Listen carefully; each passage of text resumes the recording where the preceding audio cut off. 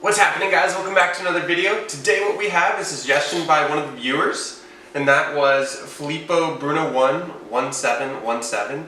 The video they suggested was the day US men's national team failed to qualify for the World Cup in 2018. That was a bad day for the Americans. Not great, Bob. Yeah, definitely underperformed, and we're about to check out what Macwell, who's the one who put this video together, had to say about it. Without further ado. It's about time I talk about some of the most daunting football memories I have. That's right, the United States 2018 World Cup qualification campaign.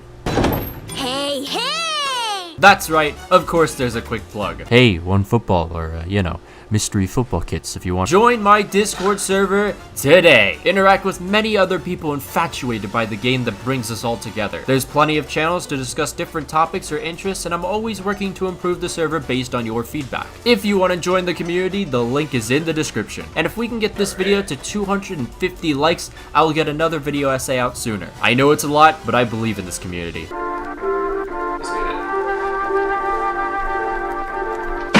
Although being eliminated by the developing golden generation of Belgium that totally wouldn't fail at winning a single trophy for the next 7 years, the 2014 World Cup was a step in the right direction for football in the US. Viewers new or old to the sport were gathered at watch parties and bars being inspired by performances the US displayed against giants like Portugal and Germany. And who could ever forget the storyline John Brooks header that sent the nation into a frenzy as the Americans finally got their revenge against Ghana. Now 1 year later, the World Cup 2018 qualifiers were on the horizon. Even if they did lose 2-0 to Guatemala, the US finished top of their group in round 4 of the CONCACAF qualifiers, which locked them into the infamous YIKES. For those of you who don't know what the YIKES is, it's basically just the final round of World Cup qualifiers in CONCACAF. It consists of one group of 6 teams. After the final round is over, the top 3 automatically qualify for the World Cup, while 4th place goes on to the Intercontinental Playoffs. The US had finished first in the last 2 final rounds of CONCACAF qualifiers, so they were hoping to make it 3 in a row by the end of October 2017.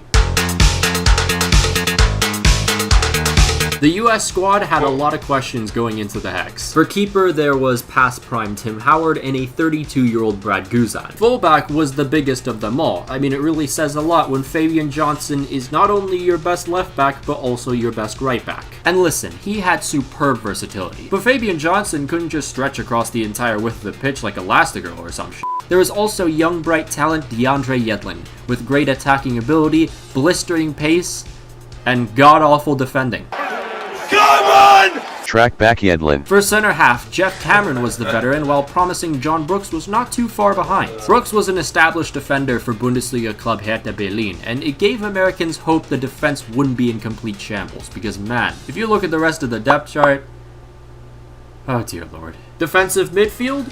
Michael Bradley. Yes. That's it. I couldn't possibly see how that would go wrong. For attacking midfield, I just want to show you the depth chart that was provided by Stars and Stripes FC. The first 2 options are a number 6 and a center forward, and the rest of the list? One thing to point out is that this article came out in March 2016. I get Pulisic didn't do much in his first few senior matches with Dortmund, but worse than Mixed Discarud? Did I mention that Fabian Johnson was also our best left winger? Oh, and who is our best right winger? The less said, the better. Clint Dempsey for a while had been the US's best player. Josie Altidore usually was his striking partner, as the US for the last 200 years had tried every single formation known to man to get the most of the two. Bobby Wood wasn't far off the pace and was another promising figure after displaying some incredible performances in his first caps against the Netherlands and Germany. He has the same birthday as me too. The United States began their final round of qualifiers with a match against Mexico in Columbus, the only city in which the US can play, knowing the Mexican fans won't fill the majority of seats. The US-Mexico rivalry has a long history, whether it be the infamous Dos a 0 at the 2002 World Cup, Giovanni Dos Santos single-handedly dismantling the US team, which I watched at just 10 years old on Univision. Funny tall man makes fun of short man. And of course, my favorite, the Mexicans losing the Gold Cup to the USZ team. This rivalry over the years has made fans, American or Mexican, develop a fiery hatred for one another. 2 completely different footballing cultures clashing with nothing but pure resentment for one another. This is my kind of rivalry. The match began, and 10 minutes in, the US already looked completely outclassed. By the 20th minute, we would witness a Michael Bradley masterclass as he gave the ball away, leading to a deflected Miguel Layún shot that went past Tim Howard. Just to make things worse, Howard then tore his abductor muscle, deeming him out of this match and the next qualifier versus Costa Rica. But in the second half, with Clint Dempsey missing in action, Bobby Wood came to save the day as the US went flying out early on. Fast forward to the 89th minute, after constant end-to-end entertainment, Mexico had a corner and the possibility to score. Alright, pause. What the f***? Out of everyone you could have possibly left alone, you left Rafa Marquez wide open! And that's not even the worst part. Who's marking the back post?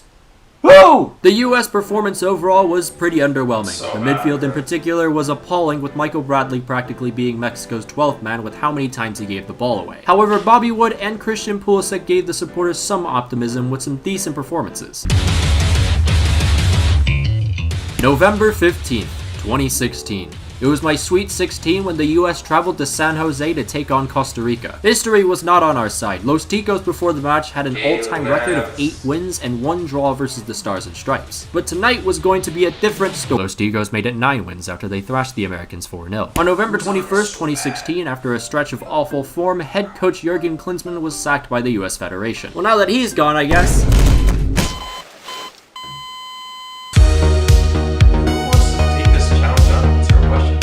Going into their third qualifier against Honduras, the red, white, and blue were bottom of the table. But things only got worse when the US had some injury problems, including Bobby Wood, Fabian Johnson, and DeAndre Yedlin. Even with the missing pieces, we're fine. We're going to have 11 good players on the field on Friday, Bruce Arena said in a press conference. And he was right, as the United States tore Honduras to shreds, winning 6-0 in comfortable fashion. Speaking of fashion, these red kits were not. But most importantly, the US finally had a statement win that would bump them up to 4th with a +1 goal difference. Watch out, folks. The Americans are back on track. Spoke too soon? Quick analysis of the match. For all this talk about athleticism and strength the Americans always possess, they sure looked weak, with Panama bullying them throughout the entire match. But 4 points in 2 matches. Not terrible, Bruce. The 5th qualifier versus Trinidad was held in the great state of Colorado. Christian Pulisic was truly bursting on the scene as he scored a brace to help the US win 2-0, but that wasn't even the best part of the match. This was. Say what you will about how it took 50 minutes for the US to finally break down Trinidad, but Arena's team had 2 wins in their last 3, bumping them up to 3rd in the Hex. But here came the team's biggest test. Mexico at the Estadio Azteca. This was a place where the US had never won a qualifier at. In fact, to this day, they still haven't. Oh, and don't forget, this was the year of our Lord 2017. This son of a bitch here didn't just add 1 can of fuel. He added the whole f***ing gas station to the fire that is US-Mexico relations. So now the US had the combination of not just a quality Mexico side, not just the high altitude, but the extreme hostility built upon recent politics and ethics, or lack thereof. Now before this match, all Michael Bradley knew was eat hot chip, ball watch, and lose ball. But today was different when he scored a brilliant wonder goal. Call it the damn Hail Mary if you will, but this was a dream start for the US. But you ever had that great dream at night? Maybe you just achieved your life's goals, or your brain played that dream where you were with her. Well, like all great dreams, you awake from them being greeted by the unwelcoming sound of your Apple alarm clock. Both teams had the chance to find a winner, albeit Mexico the better opportunities. But in the end, the match ended with a draw thanks to a valiant effort from the US defense. It was just the 3rd time that the US drew at the Azteca. Coming off a Gold Cup win, the Stars and Stripes had 2nd place Costa Rica and New Jersey. While all preparation for the match was going on, ESPN on the other hand were introducing this isolation camera. Basically, there would be a camera focusing on one star player. I personally like to call this the Zion cam. In theory, the idea sounds really cool, but that night, any viewer would have been disappointed. Costa Rica in every aspect of the match outplayed the Americans. And can someone tell me what the f*** Michael Bradley is doing here? At that point, just don't even play a defensive midfielder. Honestly, that might have somehow worked better. And look at this Oh, just San Pedro Sula, Honduras. The Americans badly needed a result. Bruce Arena before the match said, obviously the field we're playing on tomorrow, nobody plays on fields like that. So that's a bit challenging. It's a little spongy Things can happen. too. Remember, we mustn't forget that it's been raining, so The pitch is quite... It's been raining. Yeah. Are you being serious? It's raining for both teams. 26 minutes in, Honduras picked out a great pass with Graham Zusi dusted. But no problem, Omar Gonzalez was still doing a good job on coverage. Well covered by Omar. Reaches back though. Lozano has it, tucks it around. Dude, it's so bad. We cannot replace him. The Stars and Stripes were already chasing the match, and if you remember, they needed at least a point. Honduras did a phenomenal job absorbing the attack and running on the counter. On a different day, this team wins 3-0, but in some miraculous sequence of events, a scuffle in the box sees the ball fall right to Bobby Wood, who thwarts it home, and the US escape with a lucky point. A couple days later during a live match broadcast, Alexi Lalas, the man of 0 hits and 16,000 misses, went on a rant about the uninspiring performances from the United States. Tim Howard. Tim, the Belgium game ended 3 years ago. We need you to save the ball now. Clint Dempsey, yeah, you're a national team legend. Now we need you to be a national team leader. Michael Bradley, the U.S. does not need you to be zen. The U.S. needs you to play better. Josie Altidore, is this really as good as it gets? Because it's still not good enough. Bruce Arena. Bruce, Jurgen Klinsmann lost at home to Mexico. You lost at home to Costa Rica. This is now all on you, not Jurgen. Oh, and by the way, to all the guys that I didn't mention it because you don't even warrant to mention. That includes you too, Wonder Boy. So, what are you guys going to do? Are you going to continue to be a bunch of soft, underperforming, tattooed millionaires? You are a soccer generation that has been given everything. You are a soccer generation who is on the verge of squandering everything. You know things are f***ed when Alexi, there's AC in the Qatari stadium's Lalas, is speaking nothing but facts. October's international break held the last 2 CONCACAF World Cup qualifiers, and Bruce Arena's squad call-ups had many supporters concerned. Fabian Johnson was injured for a while, but played Mönchengladbach's last 2 matches with no problems. Bruce didn't seem to care though, because Johnson was left out completely. Say what you will about Johnson's bad form as of recent, but leaving out your most accomplished player in Europe and your most versatile player is a terrible decision. That wasn't the only awful decision though. Striker Giassi Zardes was in the worst form of his career and got called up by Bruce Arena. Bruce also added Benny Feilhaber and Chris Wondolowski. Jesus Christ, man. Luckily for the fans though, Christian Pulisic saved us from all the Bruceades as the 18-year-old put on a show of nothing but attacking art. He scored a goal, assisted another, helping the US win 4-0 against Panama. And with that win, the United States were placed in the last automatic qualification spot, with just 1 match left. Trinidad and Tobago managed just a measly 3 points up to this stage of the competition. Needing a win to guarantee World Cup qualification, this was a best case scenario for the Americans. But before a ball was even kicked, there was quite a controversy, which really shouldn't have been. Bruce Arena mentioned he was not impressed with the pitch conditions. The problem in hand was mainly Trinidad Stadium, which had a massive flood around the track area, leaving many concerned. But while this was happening, there was this weird overconfidence you could feel in the US camp. It was almost like they were overlooking Trinidad with the idea they were pretty much in the World Cup already. October 10th. Match day arrives, and lo and behold, the pitch is not even that bad. But 16 minutes in, Trinidad had a chance through Alvin Jones, whose cross was dealt with terribly by Omar Gonzalez, resulting in an own goal for the US. Not even a minute later, Trinidad should have had a penalty thanks to another Omar Gonzalez masterclass, but the US were lucky enough to get away with no call. And just when you thought the Soca Warriors were done, Alvin Jones solidified that the US was his bitch as he scored a 35-yard screamer. It was 2-0 to Trinidad and Tobago. And at this point, I was in complete disbelief. Halftime finally arrived as many like myself wondered how the hell the US were going to turn this one around. The Americans throughout the entire first half had very few opportunities and not a single shot on target. But although losing terribly, the US were still qualifying if results stood in the other matches. The second half saw the introduction of Clint Dempsey, but it was Christian Pulisic who found the net early. It was now 2-1, with plenty of time to find another goal or two. I actually believe we could have made a comeback like the good old days. Oh, how I was so wrong. The attitude didn't change at all after halftime. The team energy was genuinely lower than a FIFA career mode YouTuber working on episode 124 of their underperforming Road to Glory series. There was also not a lick of cohesion between the 3 lines. Nothing could possibly be created. And Michael Bradley covering our entire midfield was making me contemplate driving a fork through my eyes. Oh, what's this? Panama found an equalizer? Nah, Don't worry, we're still safe. You know, they just can't score again. Honduras have drawn level against Mexico for the second time, huh? Okay, but we're still qualifying, just as long as they don't score again. Well, the US are still in the playoff spot. We'll be fine. Oh my god, f***ing kill me now. It took just 28 minutes for the US to go from 3rd down to 5th in the table. I remember seeing this fiasco in 240p quality thinking to myself, how the hell is quite literally everything going wrong? But more importantly, I thought to myself, why the f*** are we losing to Trinidad? You would think after hearing the news, the United States would push up the field and get some great opportunities. Yeah, no. And thus ended the United States 2018 World Cup qualification campaign. They had a 93% chance of qualifying at the beginning of this match, and here they were standing at 0. It was inexcusable, and the players knew that, lying on the pitch in disbelief, with some even in tears.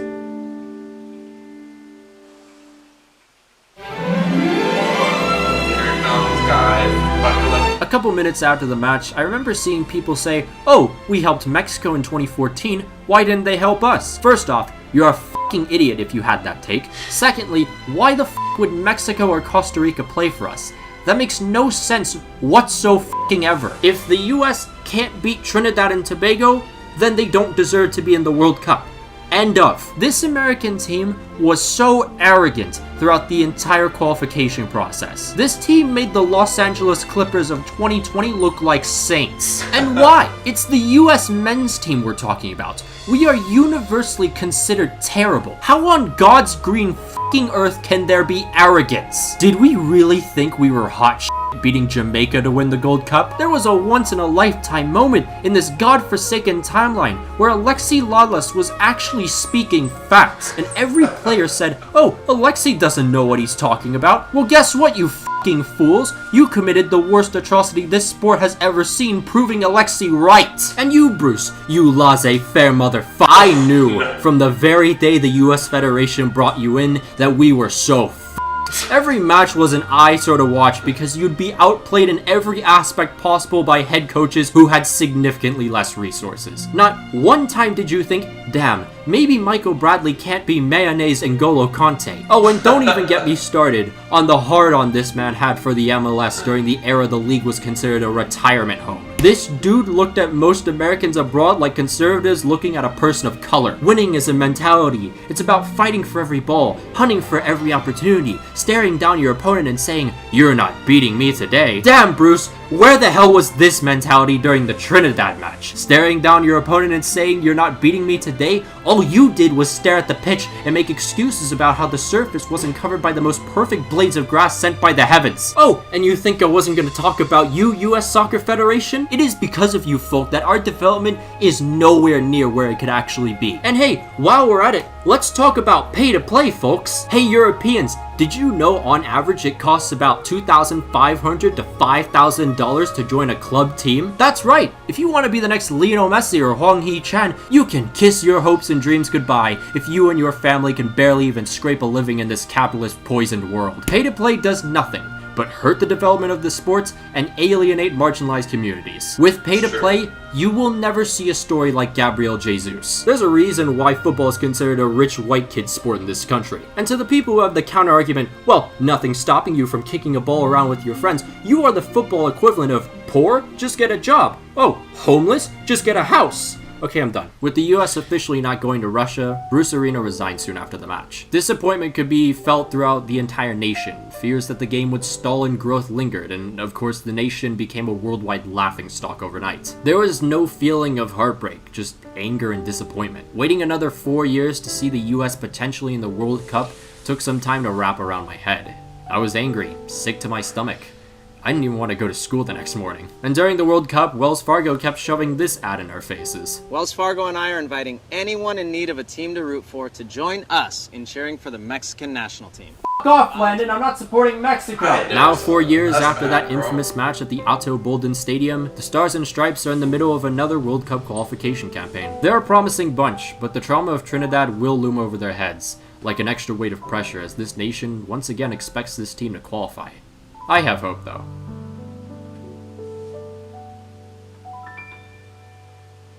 Alright.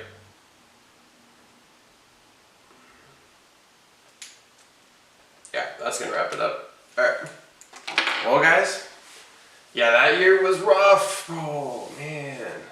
Just getting trolled left, right, and center. We were just so bad, man. We just weren't good.